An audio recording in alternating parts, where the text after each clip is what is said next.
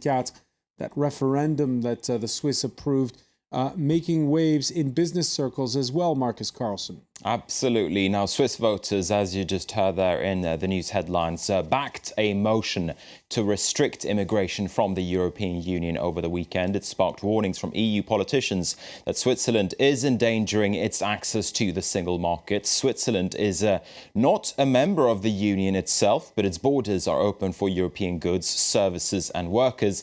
And Switzerland does most of its business with the EU. For instance, more than 50% of its exports go to European Union countries. Now, Swiss companies, they're warning of uncertainty ahead for them. This as the vote gave the Swiss government 3 years to negotiate a solution. Let's listen in. It will particularly affect businesses on the border, but also the entire international fabric in Geneva. There is a large number of multinational companies in Geneva. They won't be able to hire like they used to. So we think they will be much less willing to have their main activities based in Geneva. This will have a big impact on the labour sector. A story there with widespread repercussions and a story to watch as well. We're going to turn to Australia next, though. Its economic future is in the spotlight after car maker Toyota said that it will stop making cars there. It's a death knell for Australian car manufacturing as GM and Ford are also pulling out. About 2,500 jobs are on the chopping block at Toyota, and Australia's future as a manufacturing base is also seen to be on the line. Olivia Zalazar-Winspear has more. Their regional CEO called it one of the saddest times in the company's history. Toyota is calling it a day in Australia, packing up production in 2017. The market and economic factors contributing to the decision include the strong Australian dollar that makes export unviable. Toyota also cited an increasingly competitive market as one of the reasons operations in Australia were no longer feasible. Some 2,500 people are set to lose their jobs when Toyota leaves.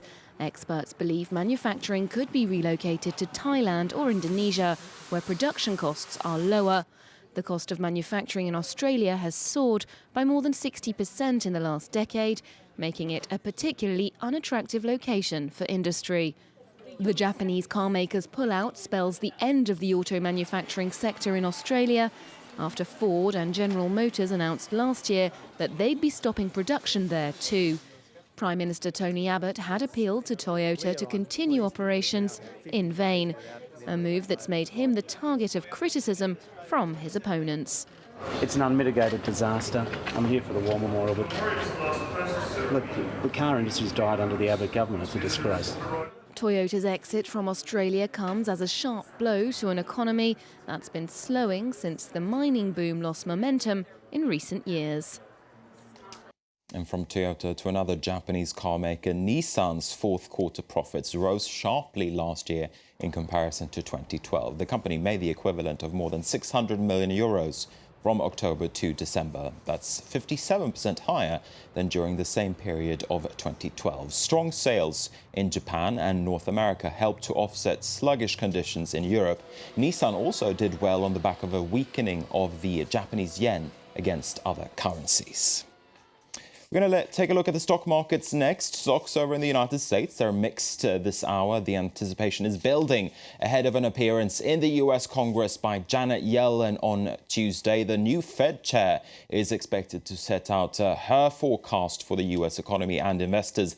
They're on tenterhooks ahead of that statement from Yellen, with the Nasdaq up 0.3%, whereas the two other main indices are pretty close to the flat line. In Europe at the close, it was also a mixed picture. Let's take a look at those figures. The CAC and the FTSE in London were in a positive territory at the close, whereas the DAX was ever so slightly down. It follows two straight sessions of gains, though, so perhaps only natural to see a little bit of, let's just call it weakness after those two sessions. If we take a look at some other news in brief, Barclays has unveiled lower than expected earnings for last year. The British bank posted an underlying profit of £5.2 billion. That's a quarter less than during 2012. Barclays released the headline figure 1 day earlier than planned. The bank is not saying why, but it came as the Financial Times reported a similar figure. British mobile network operator Vodafone has offered to buy Spain's biggest cable operator, Ono. That's according to sources speaking to Reuters. The value of the deal could reportedly top 7 billion euros. Vodafone is sitting on a cash pile after selling its part of US operator Verizon Wireless last year.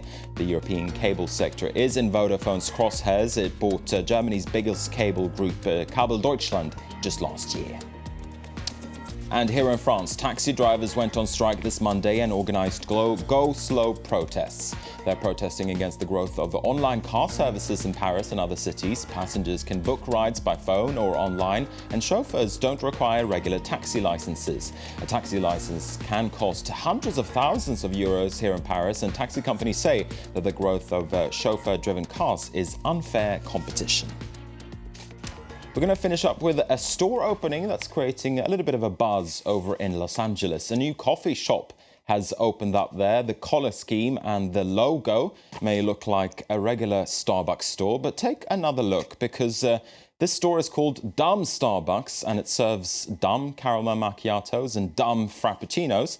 The people running the store says it's meant to mock the coffee chain, which gives them the rights to use the logo of the coffee chain. But Starbucks says that it's looking closely into this opening, and one can imagine that perhaps they're not so keen on this latest addition to the Los Angeles landscape. And with that, I'm going to wrap up business, and it's back to you, Francois. Any word on who makes the better coffee? I don't know, actually. I haven't tried it myself, but apparently they were handing out free coffees over the weekend, so perhaps it's already hit, at least with some consumers over there. All right. Well, certainly, it certainly made us talk about it. Thanks for that. Marcus Carlson with more business news later. Time for sports. Ketevan Gorgistani. The Olympics and the first major